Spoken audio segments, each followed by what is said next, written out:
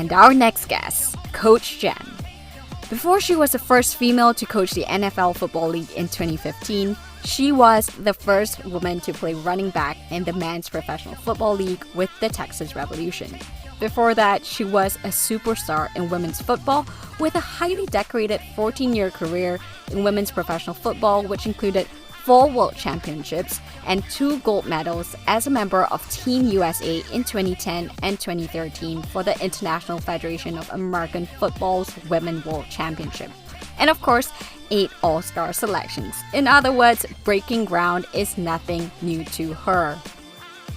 Dr. Jen, the elephant in the room that I must speak about, Sedona Prince, NCAA, and I even went to the lengths of printing this long tweet by Muffet McGraw from Notre Dame, right, on the outrage that of the disparity between men's and women's sports. And what she said was, and I'll abbreviate this, but in essence, this was the comparison of what the women's basketball players were getting versus the men in the weight room. Really a huge disparity there. And what Muffet McGraw says is, hey, guys, this is hardly breaking news. I've been fighting for this for years. And frankly, I'm tired of it. I'm tired of turning on the TV to see NCAA basketball tournament to only realize that, of course, it means men's. Tired of seeing March Madness and Final Four, da-da-da-da. But of course, it all means men's and women are hardly out of the equation. It's not just about the inequities in facilities, food, fan attendance, swag bags. It is that no one at the NCAA leadership bothered. And it is an understatement of the century to say they dropped the ball on what they believe to be their mission, which is inclusion.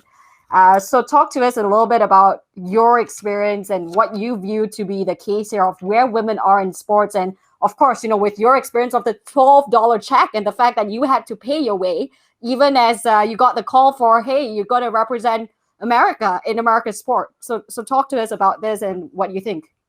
You are spot on. First of all, 4% of sports media coverage goes to women in sports, which, as you know, being in venture capital, that translates into dollars, right? Mm-hmm. And by the way, 0.4% of sports sponsorship dollars goes to women in sports. Now, having seen the weight room comparison that Sedona pointed out versus what the guys got, it looked like about 0.4%. Right? It looked like they allocated those resources accordingly. So it was not shocking to any of the women who have been in sports for a long time. The power of it is, though, that it got other people engaged in the conversation that we've been having in our own circles. And that's not enough, right? Women have the purchasing power. I heard it's between 70 and 80%. I've seen different estimates, but that means ladies have the power of the purse strings, which means we get to make the decision where we are going to invest our dollars, where we are going to take our families, where we want to put our money, where our passions are. And I really think that part of the reckoning has to be, if you're not going to invest in women, then women should not invest our hard-earned dollars in what you're doing. If your station isn't going to broadcast women, guess what?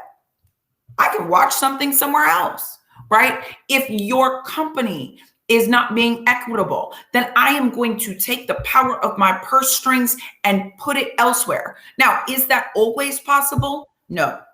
But if we start making concerted efforts to say we need to invest in women, we need to spend our money with women, we need to support our women, then we are shifting the power dynamic, because the truth is, right, especially when it comes to sports, we know that sports translate into opportunities for young girls who become women.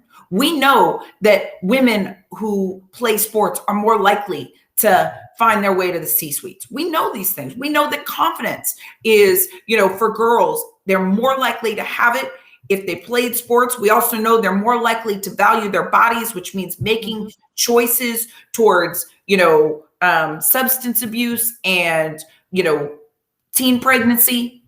We know that sports can do a whole lot of good things for our girls when we tell them to be in them. And yet the truth is that half of girls will opt out of sports by the time they finished puberty. And when asked those reasons, 7 out of 10 said that they did not feel like society supported them in sports. 7 out of 10 said that they didn't feel like they belonged in sports. And 7 out of 10 said there are not enough visible female role models in sports. We might tell them that they belong in sports and they can do whatever they want, but they see it everywhere else that that's not the case. They see what the WNBA gets versus the NBA. They see the weight room. They see the swag bags. They see the salaries. And why would we then tell them that they're equal when society shows them everywhere they look that they're not represented, which means they're not equal. They are not as included, which means you're not as important. Yeah. So Dr. Jen, the biggest critique that I too have to handle, and I wanted to get your response, and this is of course all over the Twitter sphere and all that, which is the typical response of, hey, guess what? The unfortunate fact is that men's games are more watched. That's where the dollars are. This is the reality, and until that changes, nothing's going to change because it's all about the dollars. So given the fact that, and I'm all with you here, but how would you reframe that thinking of, this is the current reality. It's never really going to change. Well, the truth is when 96% of the sports media coverage goes to men's sports, guess what we're telling people to do? Watch men's sports. Watch men's sports. Right? Like, we're not seeing the same stories on women in sports, for example, right? Women want to know the why. They want to know the humans that are playing the game. For example, basketball is not my sport. So guess what? I'm not watching basketball just because I love basketball. So what would make me watch basketball? Someone I care about. And guess what? If I don't know about anybody on the court, I'm not going to tune in, right? I'm not going to tune into men's or women's, but guess what? The likelihood of me knowing or hearing about LeBron James or Steph Curry or Kevin Durant, I could list tons and tons of men's basketball players. And yet we don't know about as many of the champions who are playing women's basketball. And guess what? Those women from the Atlanta Dream, they shifted our political climate with their bravery. And guess what? Those are women I will tune in for. And you can teach me about basketball because they taught us about how society needs to move. So guess what? You're talking chicken and the egg when you say more people watch men's sports. Great. Right. So let's pay more attention to women's sports because guess what?